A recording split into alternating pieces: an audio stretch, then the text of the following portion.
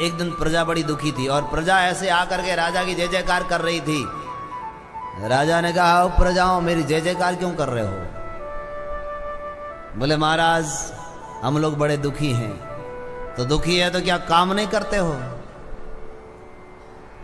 बोले भूखे मर रहे हैं। प्रजा ने कहा तो खेती करो। प्रजा ने कहा महाराज जितना भी अन्न बोते हैं एक भी अन्न का दाना नहीं मिलता है, सबका सब धरती में रह जाता है। राजा पृथु ने बहुत सुंदर उपदेश दिया कि राजा को अपनी झूठी प्रशंसा नहीं सुननी चाहिए। अभी तो हमने कुछ प्रजा के लिए काम ही नहीं किया और उससे पहले जय जयकार करने लग गए, तो कौन काम करेगा बाद में? राजा को बड़ा क्रोध आया और क्रोध में भर करके राजा ने अपना धनुष बाण लेकर के और पृथ्वी की ओर उस धनुष को ताना। हे वसुधे त्वाम वदिष्यामि, हे धरती क्यों नहीं तुम मेरी प्रजा को अन्न देती हो? और ये तुम्हारा काम है कि एक दाना लेकर के उसके 1000 दाना करके वापस देना, और तुम सब के सब अंदर ले लेती हो बीजों को। धरती मैया गौ माता का रूप बना करके सामने प्रकट हुई। बोले महाराज क्षमा करिए, क्षमा करिएगा, मुझे मारिए मत। तो क्यों नहीं मेरी प्रजा को सुखी करती हो? धरती ने कहा महाराज मैं सुखी क्या करती हूं, वो तो लोग अपने ही पापों से दुखी होते हैं और पुण्यों से सुखी होते हैं। मेरे ऊपर जब अधर्म होता है, अधर्म के कारण सत्कार्य छुप जाते हैं। आपके पिता राजा वैन ने बड़ा अत्याचार किया मेरे ऊपर, पाप कर्म किया।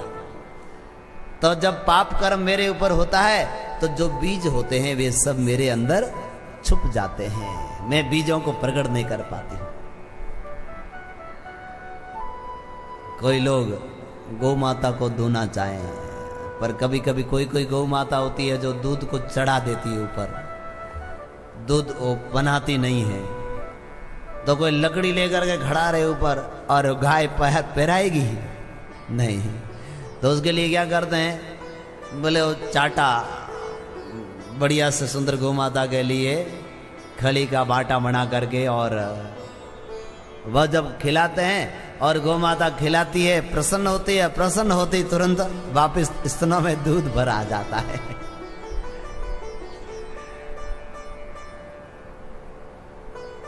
धरती माता ने महाराज पृथु से कहा महाराज बाण से तो मेरे ऊपर जब अधर्म आपके पिता ने किया तो अधर्म के कारण मेरे ये सब के सब जो सत्कार्य छुप गए।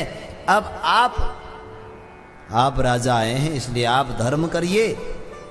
धर्म के कारण जब धर्म ध्वजा मेरे ऊपर लहराएगी तो सब प्रकार की वस्तुएं मैं आपको प्रकट करके दूंगी। राजा पृथु बड़े प्रसन्न हुए और राजा ने बहुत सारे बड़े बड़े यज्ञ किए इस धरती पर। पहले इसका नाम था धरणी। राजा पृथु ने ऐसी सुंदर व्यवस्थाएं की, अलग अलग गांवों का निर्माण किया, पर्वतों को एक जगह पर बनाया, लोगों को खेती करने के लिए सब जगह समतल बना करके दी, और बड़े बड़े यज्ञ जब किए तो उस यज्ञों में साक्षात भगवान यज्ञ नारायण प्रकट होकर के वर्षा किया और पूरी प्रकृति हरी भरी हो गई। हर ऋतु में ऋतु के अनुकूल फल फूल मिलते थे राजा पृथु के वहां यज्ञों के कारण।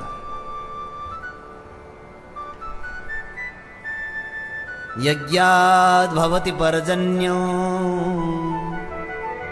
यज्ञ से क्या होता है? बोले बादल बनते हैं, बादलों से वर्षा होती है, वर्षा से अन्न होता है, और उस अन्न से क्या करना है? बोले पहला अन्न, जैसे कोई लाटा लेता है पहला अन्न तो कहां पर ले जाते हैं? बोले किसी मठ मंदिरों में ले जा करके दान एक बोरी कर लेते हैं। तो वहां क्या उस अन्न से यज्ञ होगा, पूजा पाठ होगी, तो आपके अन्न के द्वारा यज्ञ हो जाएगा। बिना यज्ञ किया हुआ अगर कोई अन्न को खा लेता है तो फिर उनके वहां अन्न की कमी होने लग जाती है। इसलिए भगवान ने कहा अन्न उत्पन्न होता है, उस अन्न से यज्ञ करो, यानी कुछ अन्न त्याग करो। यज्ञ यानी अपना स्वत्व उस अन्न के ऊपर से त्याग करके ब्राह्मणों को, साधुओं को, गौ माता के लिए दान देना, वह यज्ञ है, वह अन्न का है।